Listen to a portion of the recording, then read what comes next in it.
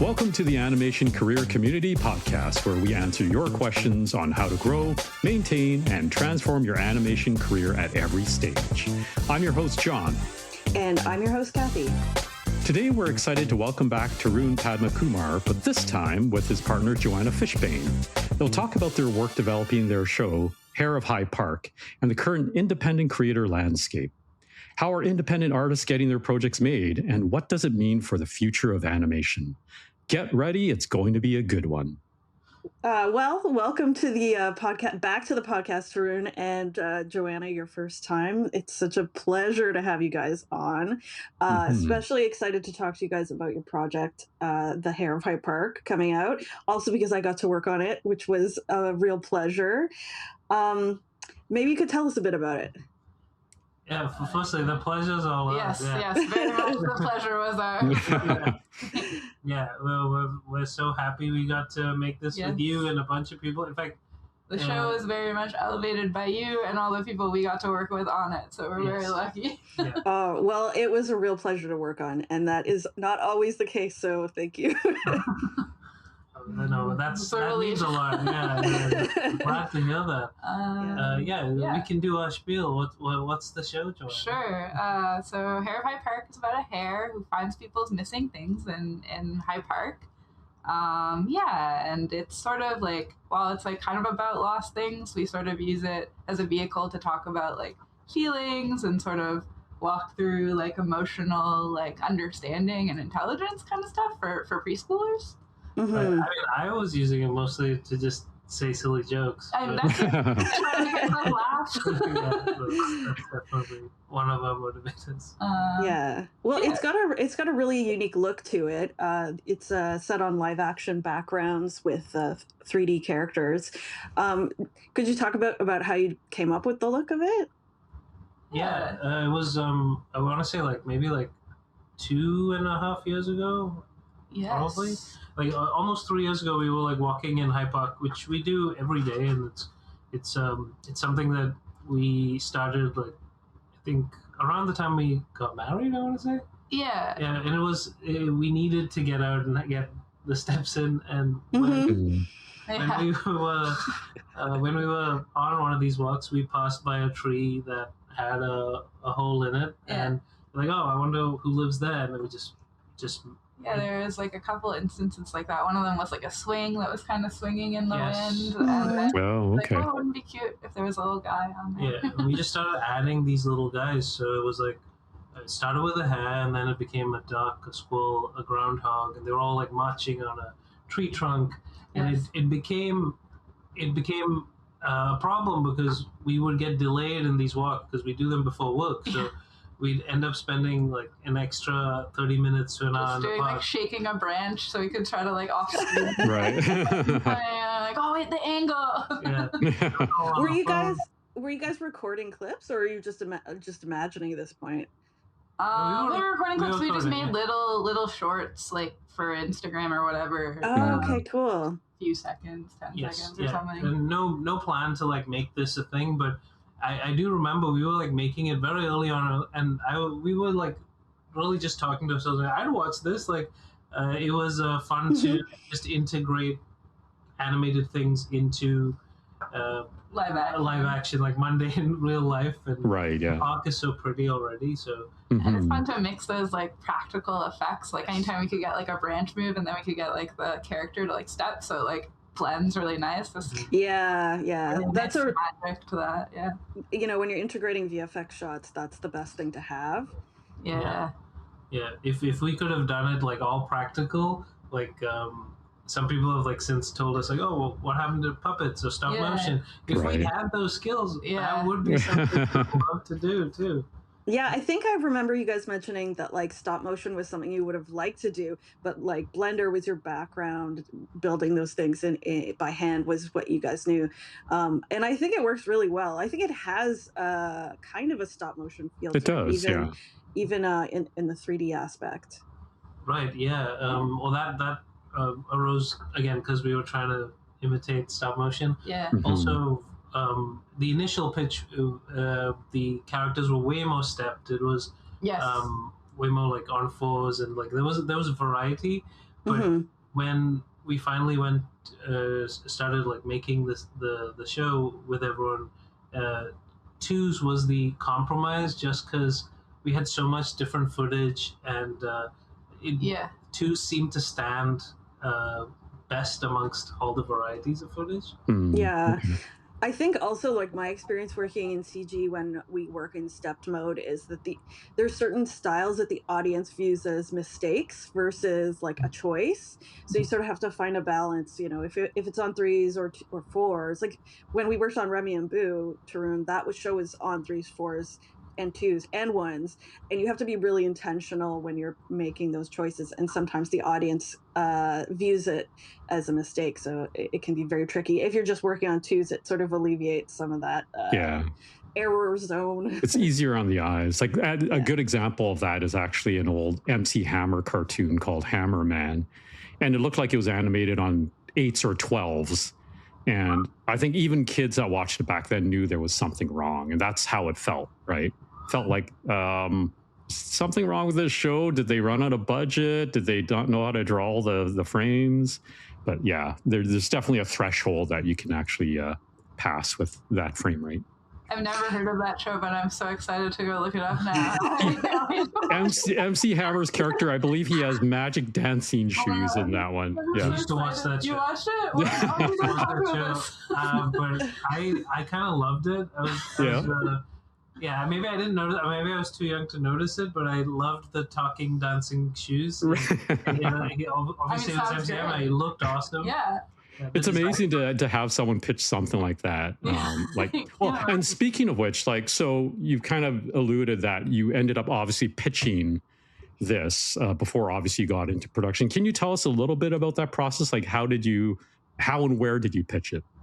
Well, we pitched this at OIF, and you like had submitted a couple times to pitch this, I think, before this. Yeah. And this was the first time, so we were making these shorts, and the pitch submission deadline was coming up, and you were like, maybe this could be a thing. And we were like, okay. So we wrote up a little document and sent it in. They require you to send in a document, and then they pick a bunch of semi-finalists to come to the festival pitch. We got selected, which we felt very lucky about that. And you went up on stage and did the big presentation in front of everyone. Yeah. And so after you get selected, I guess maybe some people go in with a presentation in mind, but we just were taking it kind of step by step. So we got selected, and then we were like, okay, now we have to make a presentation. The pitch changed. Initially, it was the main character, Hare of High Park, was more grouchy. Yes. They wanted to stay in and just have tea and sit by the fire. And someone was always knocking, and they'd be a bit of a Scrooge. Right. Yeah. Which I still think is really fun. It's pretty funny, yeah. Loosely based on your dad. Yeah. This father is at this stage in his life, he's very zen. But if someone comes knocking, that's just ruined. Right. Something is ruining my meditation time or whatever. So we wanted to tap into that. So initially the pitch was that. But when we were developing it, after we got accepted, we found that it was hard to tell. It's not that it was hard. We just felt like we'd rather the main character was instigating the stories, and as opposed to being a stick in the mud. Yeah. Well, I used to do a bit of screenplay writing myself, and you always want your main character to be driving the story rather than things happening to that character, because it can feel like a bit of a dud for sure. Right. Yeah. Yeah. And I think we put ourselves in it. Yes. Yeah. You put yourself. So who's yourself in the character? I think we switched. I think it started out as you were Hare and I was George, but I definitely think we wrote that episode where Hare's angry. I feel like that's me. Yeah. It's a bit of both of us. Because I think some of the characters, our main character Hare especially, takes pride in what they do, and their work or their tasks are their achievements, and if they fail at these tasks, they take it very seriously, and that was something that came from something I take to heart, and I can see the downside of that too now after writing this. But what we did for most of the show was we took adult problems and we kind of put them in the context of a preschool show. Right. Yeah. Like emotional problems that we have that we're like, okay, how do we talk about this in a way that like a 5-year-old could understand? I think that's really cool. I think that's a really, really great thing to do. Yeah, is that something that developed out of the pitch process or as you developed the show? Because it sounds like it did change quite a bit from your initial pitch to when you pitched it to the Ottawa Animation Festival. Right. Was that through that process? Well, I think we should first say like the Ottawa OIF TAC pitched this event really did make us start thinking of, okay, how do we go beyond this? How do we go present this to people? Because just amongst us, we can, have pie in the sky dreams all the time. But then they pair you with a mentor. They put you in a chat group with all the contestants too. So when we got like, it was really an interesting time because we were in India at the time. Yes, yeah. So there was a time difference. We were in the middle of the night. We were sitting in my parents' apartment, and the Wi-Fi was also bad. Yeah. So we were like, there was like a light flickering on. Yes. You're in a horror movie, basically. Yeah. So when we heard everyone's pitch, it seemed like everyone had it like, for the most part, it was all like locked down. Yeah. And when we came to the table, we were like, hey, finds missing things in the park, and we felt like there was it felt like a very small idea compared to a lot of other ideas, because they're all good. All the ideas were great. So when we started practicing our pitch with our mentor, who was Dave Padbury from Guru, one of the execs, he was part of the event. He was saying like, he gave us like pretty good feedback. Yeah. You should explain. I know you go first. No, after you. I was just gonna say, like, I feel like we did sort of like, I think like it's an interesting thing where we sort of found the show in thinking of how we were gonna present it and like how it kind of became like weirdly part of the development process for us, because I think like we initially came to Dave with like a totally different idea of how to pitch it than what we actually ended up doing. And we knew that this like sort of the strength in this idea, even in its earlier phase, was this sort of like cozy vibe. And we were like, it's like cozy, calming, kind of like different from a lot of current preschool content that is like more high action, which is great, which is also great. But so we wanted to lean into that, and our initial idea was to sort of it had to do with like TikTok kind of and like reels, and we were like, oh, like maybe it's like all these reels and they're like overwhelming you, and then you get like a calm space in the park, and we were gonna like either like film the reels or like act them out or something. And then we told Dave, and he was like, well, that's a neat idea, but you're spending a lot of time on what the show isn't to define what the show is. And he's like, you only get 10 minutes, like maybe spend that time telling people what the show is as opposed to what it isn't. And that was a good piece of advice. Yeah. It's so valuable to have, especially like a knowledgeable person give you like edit and feedback that isn't about like changing your idea, but about elevating it. That's such a rare thing, I find, and it's so valuable when you have it. So it sounds like that was really important in your process. I do think it's interesting that you came with a vaguer concept than a lot of people. I think that can be really valuable in the space of television for kids, because it's your idea, but as soon as you start putting it out to the world, it has to be something else for many different people. So if you're open to those ideas, it can be really collaborative. Even like when we were pitching it on stage, somebody, one of the execs in the audience was like, how long is it? And we said 7 minutes an episode, and they're like, it should be 5. And then we pitched it the next day, and we said 5. We said 5 because when we thought about it, it made sense. It's not that we were rolling on our backs with every feedback. It's just we feel like we thought about it. That makes sense.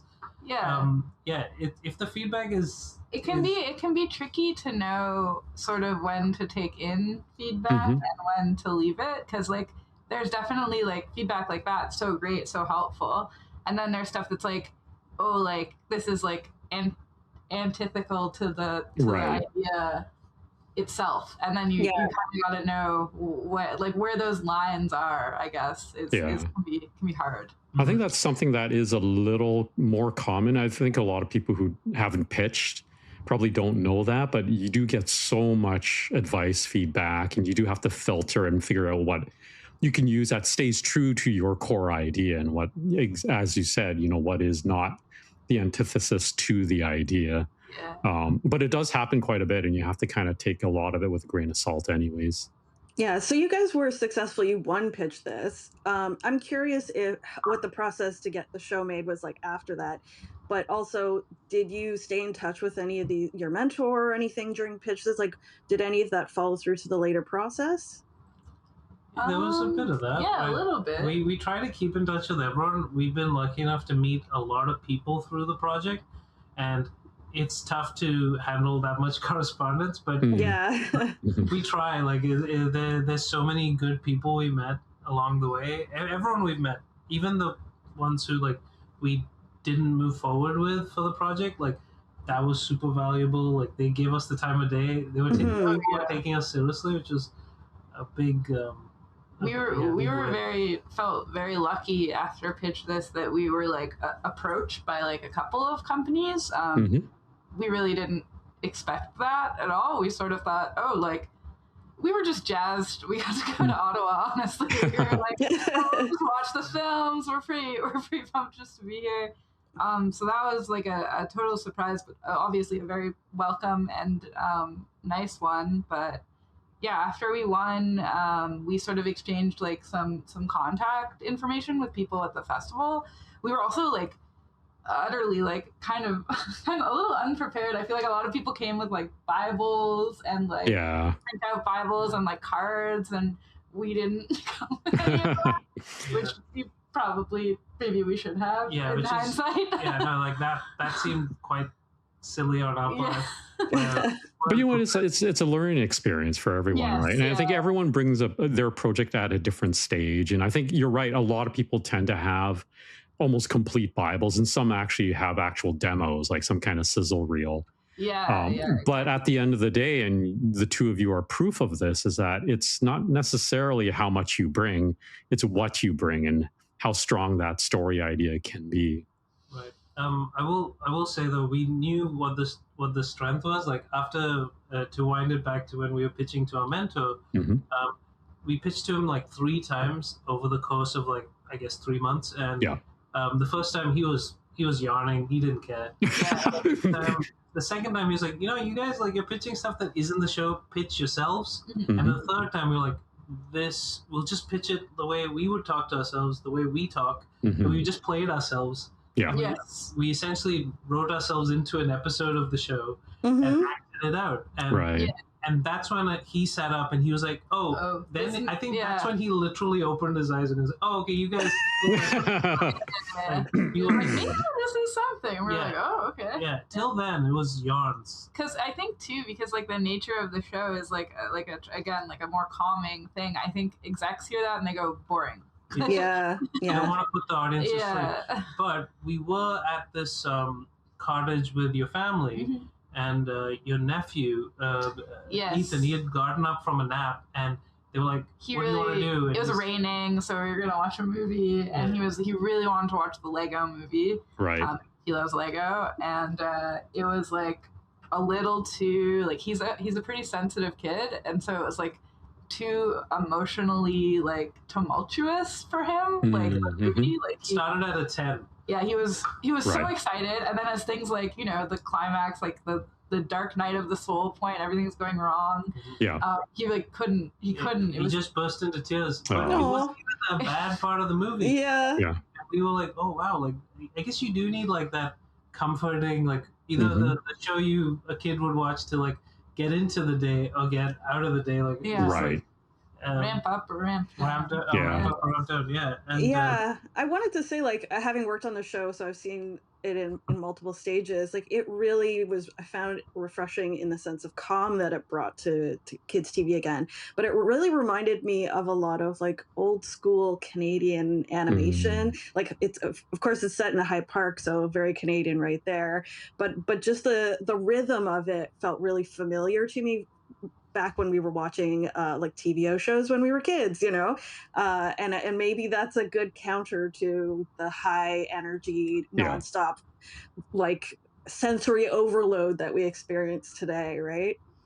totally, Yeah, and like definitely we're inspired by all that stuff. I mean, obviously I grew up on all that stuff, so it's like, you know, kind of baked into my DNA, I guess. You just, yeah.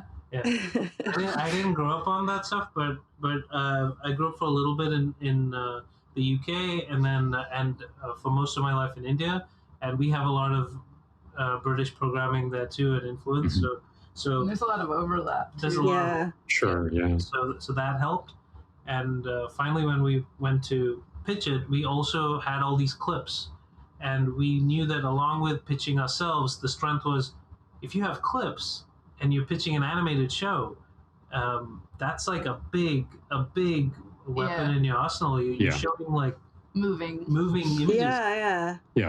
And when you say clips, are you talking about like the recordings you guys did in the park and like experimental stuff? Yeah. And we worked that into our pitch, and we talked about each character with their own clip, and that really flowed for us. I'll never forget, we pitched to everyone we knew all the time. It was probably kind of annoying. Children, like co-workers, people we like didn't even know that well too. And we got a variety of responses that really helped us. When we pitched to my family, who was not really paying attention, but we were going through the slideshow, and then one of the clips played, and like, you know, the hair moved. My dad goes, "Whoa, he moved!" I was like, "Oh, okay." But he had the same reaction as all the nieces and nephews. Right. They were all huddled in a group. They don't want to hear their aunt and uncle talk about something with a little PowerPoint.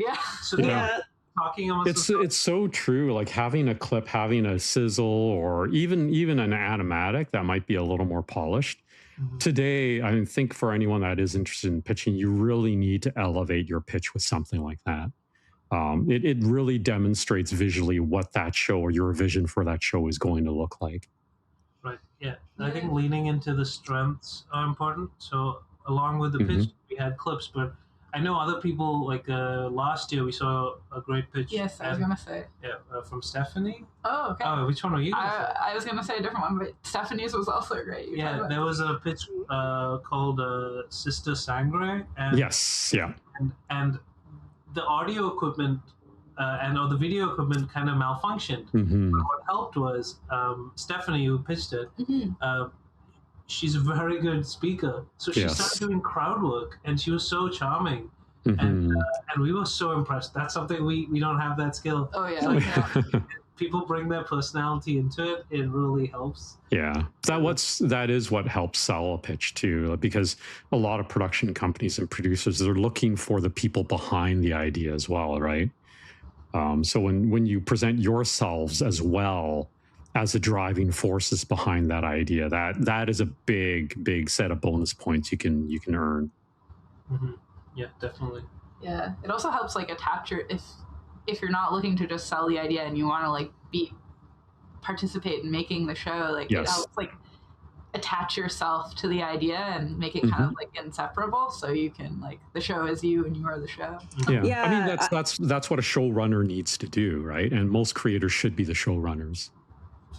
Yeah, I really feel that in the Hare of High Park, that you guys come through, not just your creative vision, but like your personalities. Like I think as a kids show, it has a fun little like sarcastic sense of humor that's a little bit different from your, like, it's not like mean sarcasm. It's like cute, like goofy sarcasm, if I can explain it that way. Sure. So when I was working on it, I really felt you guys coming through. Also, I got to see you guys while I was working on it too. Well, I mean, what the strength we find also doing this type of show is, along with yourself, like the animators brought their humor with the movements, and it's not just us. Like we partnered with like Little Engine, and Little Engine has like Ben and Maria. Ben is the like in-house showrunner and creative producer, and Maria is like the producer of like finding all the funding, and that also like allowed us to focus on the creative side. Yes. So I can't sing enough praises about Ben and Maria, and also additionally you, Kathy, your team, and also everyone at Docs Lab. Like, I would, I can also maybe later we can just read all the credits. we keep trying to. We can tell our viewers, the viewers of your show, to just stay through the credits at the end and make a mental note of all the names that go by. Yeah. Well, maybe you could talk about how did you get involved with Little Engine? Like, what was the process of getting funding, getting connected with someone who wanted to make the show? Because that's a big step in the whole thing, right? Yeah. I mean, we were lucky. They Maria approached us at Ottawa. Yes. Yeah. But it wasn't in the traditional way. Like we finished in the semifinals. After there's like 2 rounds of pitching. You do the semifinals, and then later that day, everyone goes on this like this boat ride at Ottawa, and on this boat trip is when we learned that we got into the finals. Oh, and nice. We coincidentally met our producer Maria on that boat. Oh, yeah. And at the time, she was like, she's a very friendly person. She was just talking to other creators and just getting to know them. And she hadn't seen her pitch yet, I don't think. Yeah, I guess the first time we met her, I was thinking about the time after, but I forgot we met her on the boat. And we just had a nice chat. We didn't try to push our project. She didn't try to pursue us. We just like, oh, you're having a nice festival. And coincidentally, it was her first time there, along with our first time there. Oh, okay. So we bonded over that. And it's so funny because we've worked in the industry for a couple of years. And she has also worked in the industry for a while. Yeah. But it was our first Ottawa, which was interesting. Yeah. And then the next day after we did the finals, we got off stage and she was one of the first people to come up to us and congratulate us, which was nice. And I mean, after that, we were sort of just anybody who was interested in taking a meeting with us, we were like, we'll take a meeting. For sure. Yeah. And then, Little Engine felt like a really good fit for us because we had sort of heard we have some friends who had like projects get optioned before, and we had heard some stories about how stuff gets shelved and it get made, and we thought like sort of the best thing that could come from this for us would be just to get something out there like with our names on it. And so we were like, Little Engine seemed like they were very like tenacious sort of about that. They were like, we'll get you greenlit within the year. And we were like, wow, that's a crazy promise. And I mean, it was a crazy promise. they did deliver on it though. Well, I'm assuming nobody else was saying that then. No. Well, everyone was very nice. Any of the execs we met were very nice. And anytime we got called into a Zoom, they asked us to do a little pitch again. Yeah. The slideshow.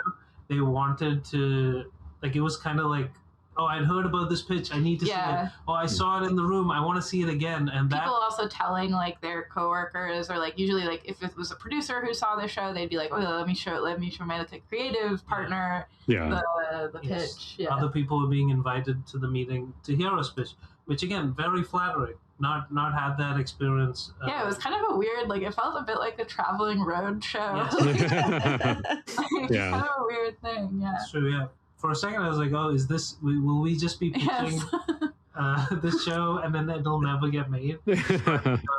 No, it's a long process, and I think sometimes people forget that the producers that you might connect with at these events, they also have people above them that obviously need to come on board with those projects as well. So oftentimes, like in my experience, I've had the same thing where pitched to like Warner Brothers and Netflix and NBC, and suddenly there's a video room full of all these executives. Like, who are all these people? Oh my God, I wasn't expecting this. But yeah, it's pretty common. Okay, yeah. As so we were pretty new to that, and when when the offers started like coming in, like, well, we'll develop this show with you, the promises were more like, in 5 years, this will be right. Like, a 3-year development cycle, and then we'll see from there. And then along comes Little Engine. I was like, yeah, we'll get a Greenland like now, and that stood out to us. And they were also very willing to let us like creatively have a seat at the table, which not a lot of other places were sort of offering us, which was what we really wanted to. Exactly.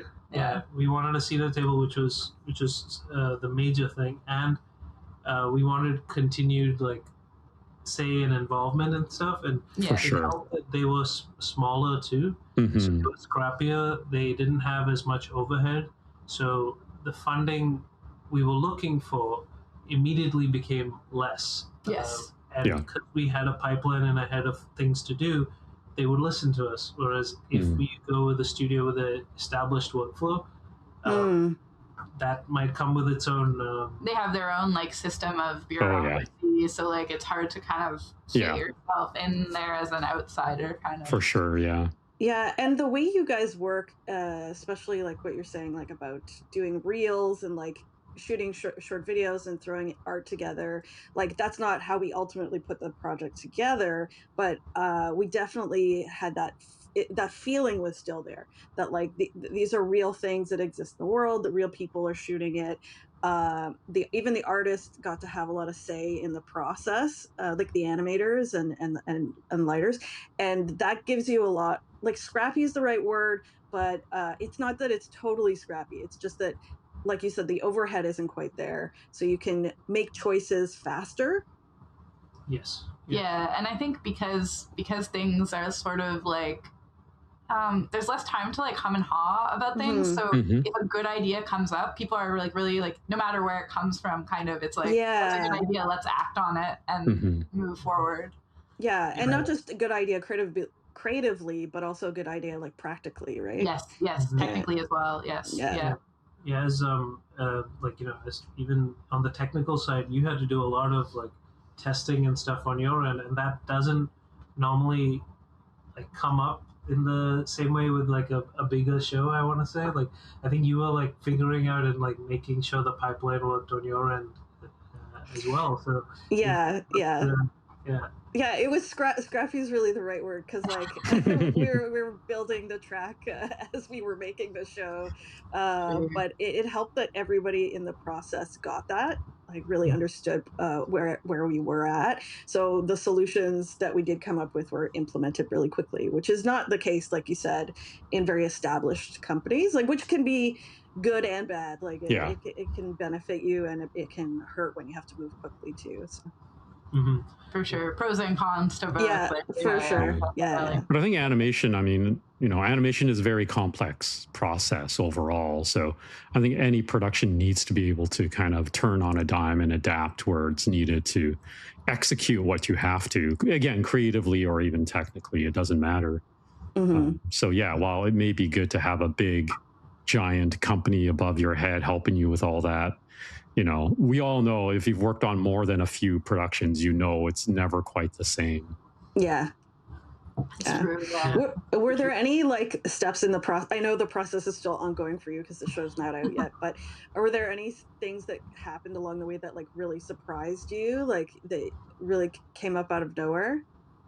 Well, the show is an animation live action hybrid, and the initial reels and all that, the tests were done on our phones. Right. So when we got a team, suddenly there was this sense of we are like legitimacy where they were like, oh no, we're getting a camera operator, we're getting a boom guy, we have a sound guy, we have a grip, and we were also on set trying to like we were just helping them carry stuff around, right? And you had actors too, right? So oh my god, and dealing with like again, thank God for like Shar, Tanya, and the and Maria. production team at Little Engine. Yeah, all the interns. Like there were interns on set. Like we felt like interns on set. We were right. that. Yeah. And they had to deal with the paperwork, and sometimes they were on set. There were like situations where like, oh, somebody's insurance didn't clear, right? And we had to call somebody to. Otherwise, we couldn't start shooting. So shooting was delayed, and I realized I've forgotten what the question was.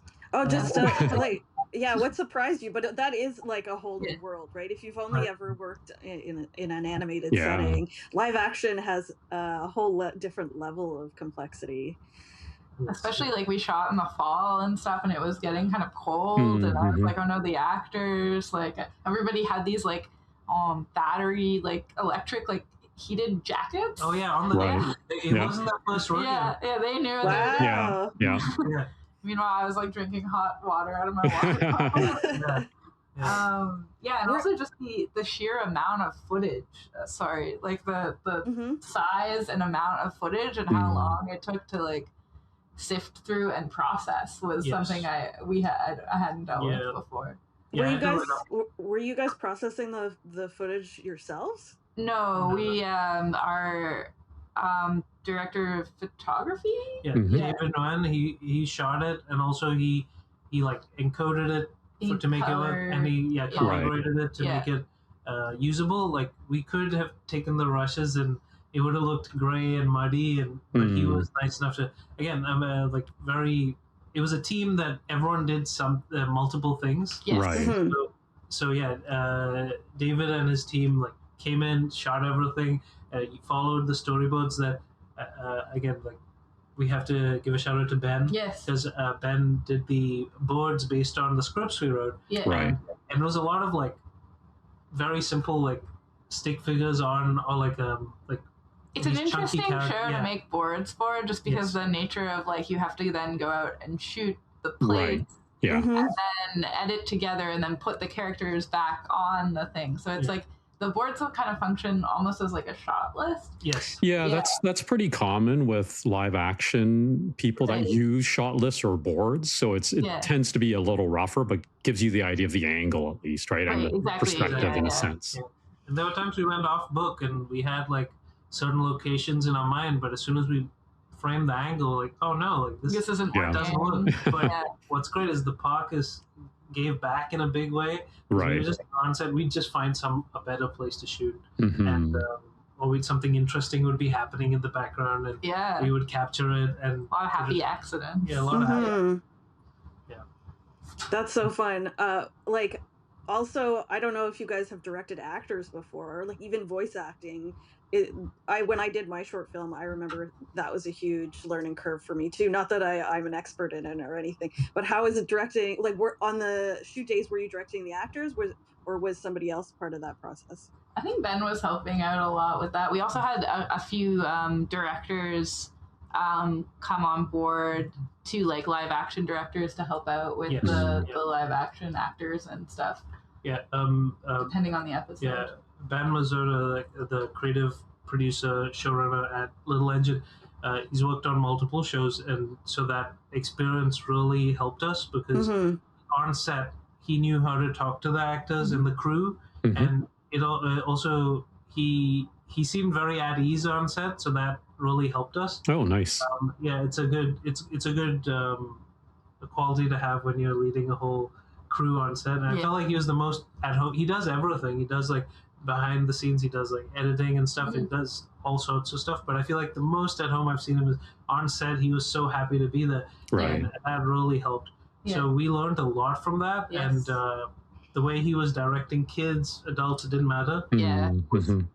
Was something we definitely took something away from that. The kids especially, like, they're so great and so fun to work with, but like sometimes like they just didn't didn't wanna and you just have to kind of be like, okay, we'll take a break and Yeah. Yeah, what's that famous saying? Don't work with kids and dogs. Yeah. We did both. We did do Yeah. We had a dog in the scene. Yeah. I remember. The dog did great.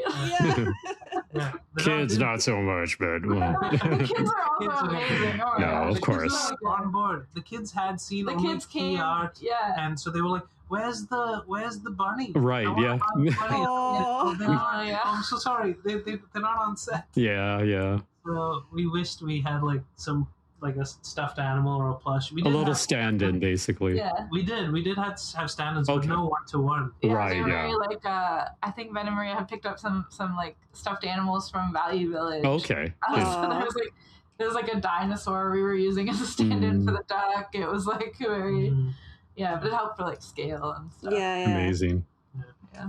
Oh, that's so funny. I haven't worked on a live action set in a long time, but there's like an energy that comes from being with a big group of people and you're all, you got to get it done quick and dirty and fast, but still make it look good. Totally. Yeah.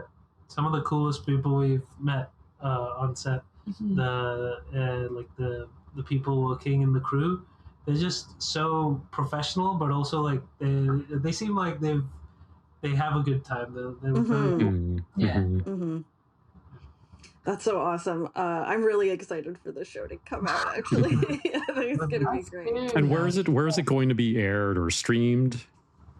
It's going to be on TVO and Knowledge Kids. Yep, in the fall. Yeah, in the fall. Okay, so coming very soon. Yeah. It's chugging along. It's looking good. We're like Ben's hard at work compositing all the good animation that the great animation that you guys Kathy, gave Steve, us. and Dark Soap have given us. The lighters did a great job. Now it's just putting all the pieces together, and we're still working on like 2D art, but there's a 2D element as well. which is not to make it even more mixed media, but there's whenever like there's a drawing or there's a notice on the notice board that had checks for lost items, we have a little animation playing, and that's something we're still doing. So hopefully we hit the deadlines. Okay, wow. Integrate that. It's a lot of moving pieces, but really glad that how it's looking so far. Yeah, it came together. Yeah, I want to say like the crew did a great job on it, the animation team and the lighting team, but it helped that it was such a positive project to work on. Like it really, any hiccups we had were just technical ones. Everybody was really excited to be working on it, so I think it shows in the work. I think it came through not just from like the story, but also like the passion of the creators and stuff. What exactly is the status of the show? Are you guys like editing? Because this is a slightly different process, right? The way we worked was with live action plates, then we put it in 3D, and it sort of goes back into everything. Sort of went back into 2D, right? Yeah, it's a crazy pipeline, but I also find it like super efficient once everyone gets on board. In fact, before we started all this, we did a whole PowerPoint little a PDF flowchart just to explain to like Little Engine and Dark Soap and anyone who is putting their time and effort into listening to us. We just said, okay, that this happens, that this happens, that this happens. Right. Like arrows, and once it was like everyone was on board. Oh my god! Like it's helped so much to just outline it. So from shooting, from animatics to shooting the live action, cutting in the live action through edit, then using the animatics to animate 3D over, which you guys did, and then the lighters and Dark Soap matched it. Also, I should rewind back to when we were on set. We captured HDRIs to help with the lighting. Right. Like a free tool on your phone, like just. You capture like real-time lighting, and then the lighters could use that to light the 3D objects. Right. Yeah. Amazing. Yeah, they're so talented. They could have done that in Blender themselves, but this helped it get like 70% of the way and on quick turnarounds. Yeah. So there's that too, and they had to figure out how to integrate that with the exports. Yeah. Again, another growing pain, but again, the lighter's a dark slope and render anglers really like helped us out there, and we're able to like produce some really great stuff with just the HDRIs we gave them. So yeah, I think what's unusual about you guys as creators is that you really are understand the process and are part of the process. Like, you guys aren't just writing the show and directing it, you're like doing the 2D art. You guys built our rigs for us. Like, you guys, you really are part of the technical process. So when it comes to problem solving, if we've hit a technical snag and we come back to you guys with it, you really understand, and we can really collaborate on a solution. And that's not normal for well, it's not for me anyway, dealing with creators before. So that's pretty special and helps you be faster, right?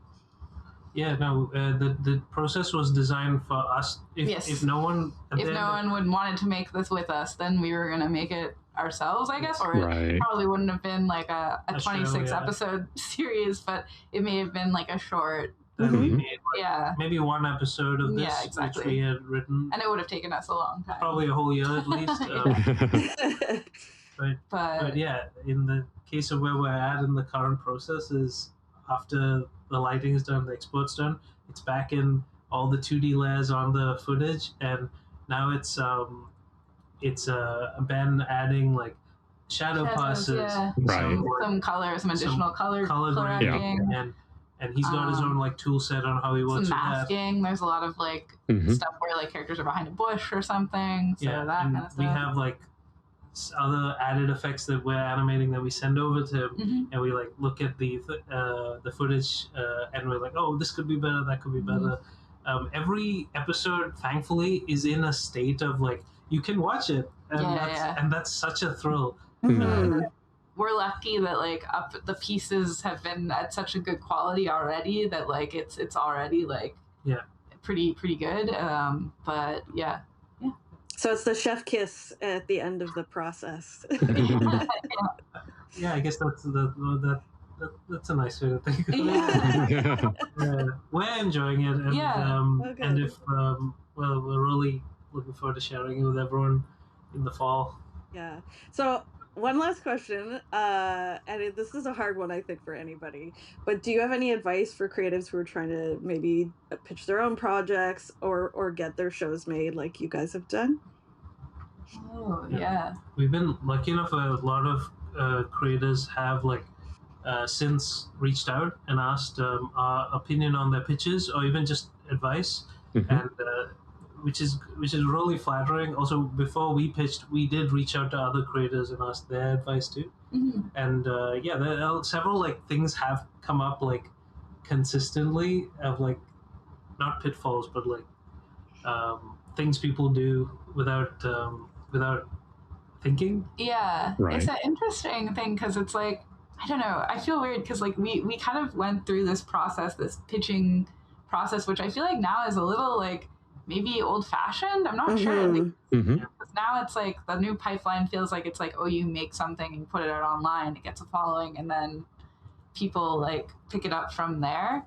But I think pitching is like a really like an exercise in communication, and I think people don't think about it that way. But it's like, how quickly can you and succinctly can you like communicate your idea so another person understands this thing doesn't exist? Like, it's a hard thing to do, but it's when you do it, it's pretty magical. That's probably one of the most underestimated parts of pitching. Like really knowing your project that well that you can pitch it succinctly in less than probably like 90 seconds, really, right? Yeah. And even if you're in a different process, like putting your stuff up online and making shorts and people are interested in it, if people come to you and they want to make it, you still have to pitch it to them, right? That's still part of the process of getting something made. It's true, yeah. And all those skills are kind of the same anyway. Like the things that you would need to understand in a pitch are the same things you would need to understand if you're trying to put something out there and market it that way. Like, yeah, it's transferable. Yeah, for sure. Yeah, I do think like the one thing we've seen from younger creators is they have a full arc and a full season like multiple seasons planned. Yeah. And I think like if you can sell someone on the initial idea and without having a 5-season arc, that kind of is helpful. I think a common thing I've seen is that like creators, like they're so passionate about their project, which is understandable, and then so they can create a bit of information overload where it's like people who aren't familiar with this idea and they just get bombarded by all this information, and it can be hard as like someone listening to sort of know, like if you just hear everything, it's almost like you're hearing nothing because it's just much. I'm the same way. Yeah, I think, that's totally true. People forget you don't have to throw every single idea into the pitch. And you're right, it doesn't just confuse people, but it can dilute what the idea is, right? And I've seen some pitches, even in Ottawa, where like, the art looks good, or maybe the sizzle looks good, but then I come out of it, I'm like, so what about the main character? I learned so much about everything around the main character that I don't know really what it's about. Yeah, there's got to be a bit of room for creative interpretation on the audience part, right? Like you want to be able to put yourself into a creative piece of work. So it has to be a balance between building a framework and also leaving room for your imagination to take over. Mm-hmm. Yeah, I think that's a really good point. Something you say, like really what you're trying to do is like get other people to imagine what the show could be. Mm-hmm. So if you're defining it too much, then it's like you're not leaving room for people to like, because ultimately it doesn't exist. So some imagination is necessary here. And like if you can get people to do that work themselves, then you've won, kind of. Yeah, just not too much, not too much. Yeah, it has to be something. It can't be nothing as well. There has to be something to build on. Well, we have a wrap-up question we usually ask. I think we've asked Tarun this question already in the past, so maybe we can direct it towards Joanna. But what's a challenge in your life that you've overcome that you're really proud of? It can be personal, it can be creative, something you just look back on and be like, I did that, Oh, wow. That's such a good question. Let me think. I think, maybe like doing the show would be the one. Not that it was like always like a challenge, but I think just doing this, and we also work our jobs at the same time. And I think if you had told me before, like, you're going to do all these things at once, I would have said, oh, that is too many things. Right. It is a lot of things. At once. But, here we are, we're coming out the other side of it almost. Yeah. And it feels like it's, I'm happy. I think I often maybe underestimate the amount of things I can do. So it's good to, I don't know, try to do that anyway. Yeah, you surprise yourself with what you can actually do. Yeah, for sure. Well, that's really beautiful. And it's been such a real pleasure talking about the show. I'm sure there's a lot more to tell, and I'm very excited to see it too. So thank you again for joining us. Thanks for having us. It's such an honor. We can't say enough nice things about the people who worked on it with us, and everyone brought their It wouldn't piece. be the same show without all the talented people who worked on it, for sure. It wouldn't be as good. And we hope we get to share it soon, and then and hopefully even do it again, like maybe. We'll see. Who knows? Well, definitely give me a call if you're doing it. We'd be honored. Thanks for having us. Well, thank you so much. It's been a pleasure to have you on our podcast. The ACC podcast is created and hosted by Kathy McDonald and John Lee. Music by Mike Romaniak, mixing and editing by Kathy McDonald, and produced by Kyrene Kim.